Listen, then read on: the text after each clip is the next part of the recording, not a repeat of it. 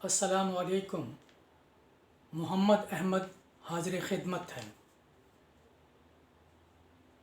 ایک امریکی diplomat Richard گسٹیو Olson junior 2016 میں امریکہ کی فارن سروسز سے ریٹائر ہوئے۔ انہوں نے فارن سروسز میں تقریباً 34 سال خدمات سر انجام دی۔ بہت ماہر اور اسکلفل ڈپلومیٹ تھے۔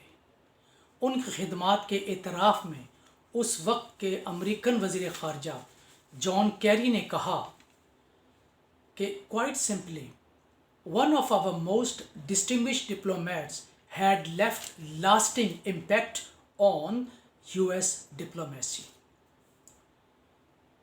یہ اعتراف تھا ان کی خدمات کا جو انہوں نے اپنی 34 سالہ ملازمت کے دوران ادا کی۔ یہی صاحب 2012 میں پاکستان میں ایز اے ایمبیسڈر تشریف لائے۔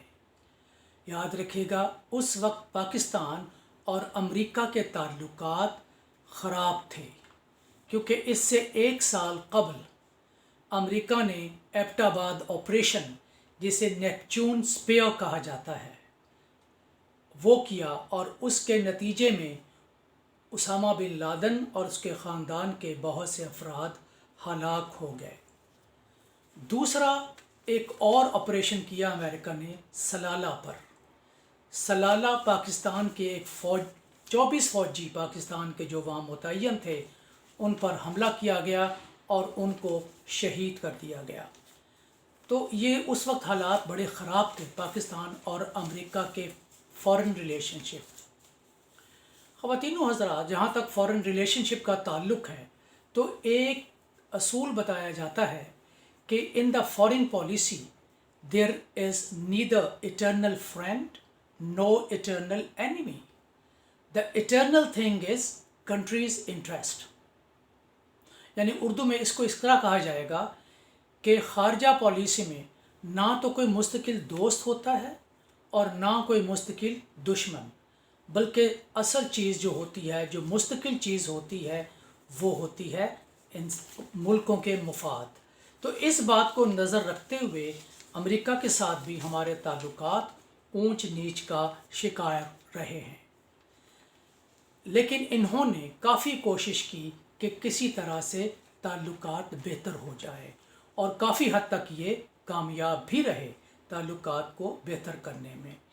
تو اس طرح خواتین و حضرات یہ تشریف لائے، لیکن بڑا کمال کی بات ہے کہ ان کا دور انتہائی کرپشن کا دور رہا۔ انہوں نے بہت سی چیزیں ایسی کیں جو غیر اخلاقی اور غیر قانونی تھیں۔ ان پر کافی الزامات بھی لگے اور پھر مقدمہ چلایا گیا، اور مقدمے میں ان کو امریکن عدالت نے سزائیں دیں۔ ان میں سے ایک تو یہ تھی کہ پروبیشن کی سزا۔ پروبیشن کی سزا امریکن قانون کے مطابق یہ ہوتی ہے کہ ایسا شخص جس کو یہ سزا دی جائے وہ ہمیشہ انڈر آبزرویشن رہتا ہے۔ مثلا اگر کسی کو 3 سالہ پروبیشن کی سزا ہے تو وہ 3 سال انڈر آبزرویشن، امریکن اتھارٹیز کے انڈر آبزرویشن رہے گا۔ تو ان کو یہ سزا دی گئی کہ یہ پروبیشن سزا ملی ان کو۔ دوسرا ان کو $93,400 جرمانہ بھی کیا گیا۔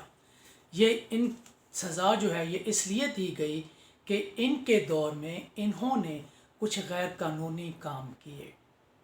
مثلا میں آپ کو ایک مثال دیتا ہوں کہ انہوں نے ایکسٹرا میریٹل ریلیشنز یا افیئرز قائم کیے، یعنی غیر ازدواجی تعلق۔ دوسرا یہ تھا کہ انہوں نے ایسے تحائف لیے جو انہوں نے امریکی قانون کے مطابق ڈکلیئر نہیں کیے۔ مثال کے طور پر امریکہ کا قانون ہے کہ فارن گفٹس اینڈ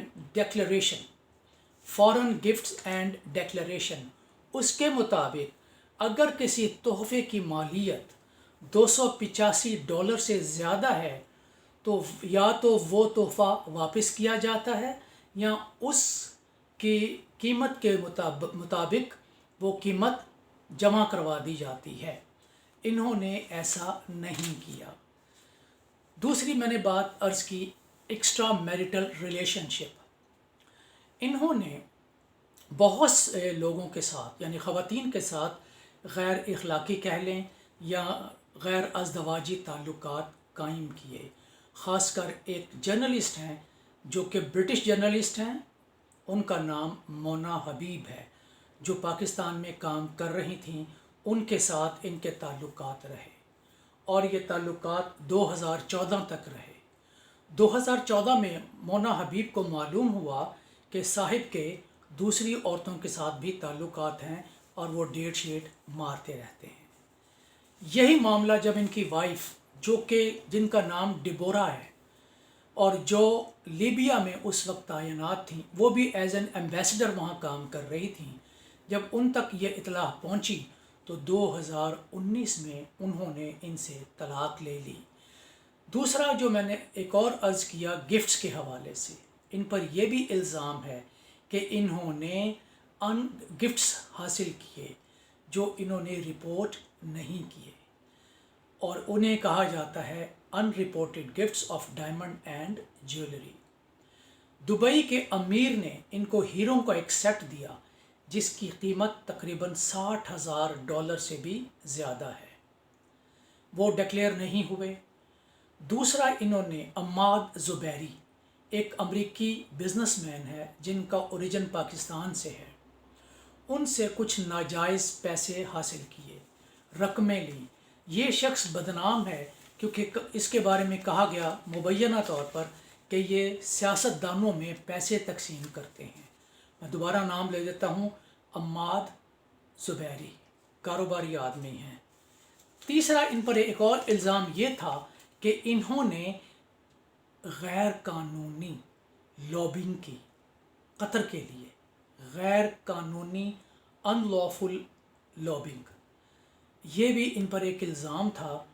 कानून ये कहता है अमेरिकन कि अगर कोई शख्स अपनी मुलाजमत से फारिग हो जाए या रिटायर हो जाए तो वो कम से कम 1 साल तक किसी इस किस्म की एक्टिविटीज़ या सरगर्मियों में हिस्सा नहीं ले सकता।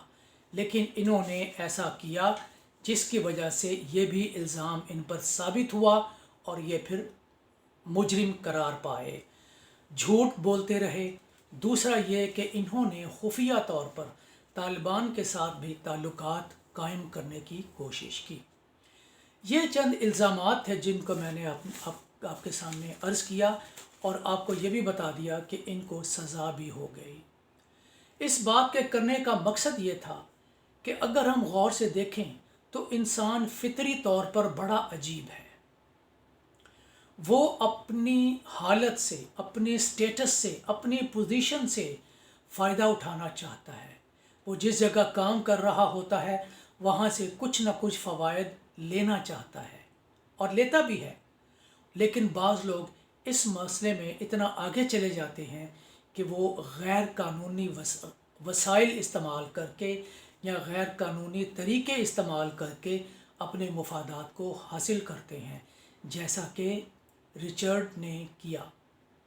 ख़वातीन व हज़रात, मेरा आज का यही सबक है, आज का यही लेसन है कि इंसानों को कंट्रोल करना बड़ा मुश्किल है। जब तक उसके अंदर अच्छाई ना हो वो अच्छा नहीं बन सकता। अगर हालात मुवाफिक मिल जाएं तो फिर वो सितम ढाता है जैसा कि हमारे इन डिप्लोमेट साहब ने ढाया। शुक्रिया ख़वातीन।